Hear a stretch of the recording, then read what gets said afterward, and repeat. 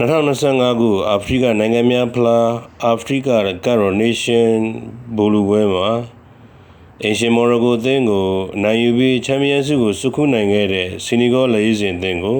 သမ္မတဘာစီယိုဒီယိုမီဖေးကနိုင်ငံတော်အဆင့်အမြင့်ဆုံးဂုဏ်ထူးဆောင်ပွဲတွေချီးမြှင့်ခဲ့ပါတယ်။အင်္ဂါနေ့ကသမ္မတနန်းတော်မှာကျင်းပတဲ့ဂုဏ်ထူးဆောင်ပွဲတွေထဲမှာ Commander of the National Order of the Lion ပွဲတွေကိုချီးမြှင့်ခဲ့တာဖြစ်ပါတယ်။ခမ်းနားမှာအသင်းကောင်းဆောင်ဆာဒီယိုမာနီအပါအဝင်ကစားသမား28ဦးသလုံးနဲ့နီးပြ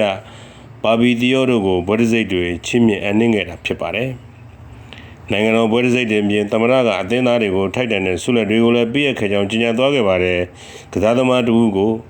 စီဖာဖရန့်85သန်းအမေရိကန်ဒေါ်လာ3,300,000ကျော်နဲ့ကမ်းခြေအနီးရှိ1500စတူဒန်မီတာကျယ်ဝန်းတဲ့မြေကွက်တစ်ကွက်စီနီးပြတဲ့နီးစနစ်ဖွဲ့ဝင်တွေအတွက်စီဖာဖရန့်တန်း90နဲ့1000စတူဒန်မီတာကျယ်ဝန်းတဲ့မြေကွက်တွေကိုချီးမြှင့်ပေးသွားခဲ့ပါတယ်။တနင်္ဂနွေနေ့ကမော်ရိုကိုနိုင်ငံရာဘတ်မြို့မှာကျင်းပခဲ့တဲ့ဘောလုံးပွဲမှာဆီနီဂေါအသင်းကရူဂေးရဲ့အချိန်ပိုသွင်းကိုနဲ့အနိုင်ရရှိခဲ့တာဖြစ်ပါတယ်။ဒီပွဲစဉ်မှာပွဲချိန်အတွင်းမှာဒိုင်လူကြီးရဲ့ဆုံးဖြတ်ချက်ကိုမကျေနပ်လို့ဆီနီဂေါကစားသမားတွေဟာကွင်းထဲကနေထွက်သွားခဲ့ပေမဲ့လည်းမာနီကအသင်းမော်တွေကိုစေးရေးထားဖို့နဲ့လက်ကျန်ပွဲချိန်ကိုဆက်ကစားဖို့တိုက်တွန်းနိုင်ခဲ့တာကိုလည်းသမ္မတကချီးကျူးခဲ့ပါတယ်။ဒီအောင်ပွဲဟာဆီနီဂေါနိုင်ငံအတွက်ဒုတိယမြောက်အာဖရိကကက်ရိုနေးရှင်းချန်ပီယံဆုဖြစ်ပြီးဘောလုံးပွဲမှာအင်ရှင်နိုင်ငံကိုပထမဆုံးချိန်အနိုင်ယူနိုင်ခဲ့တဲ့မှတ်တမ်းသစ်ကိုလည်းစိုက်ထူနိုင်ခဲ့တာဖြစ်ပါတယ်။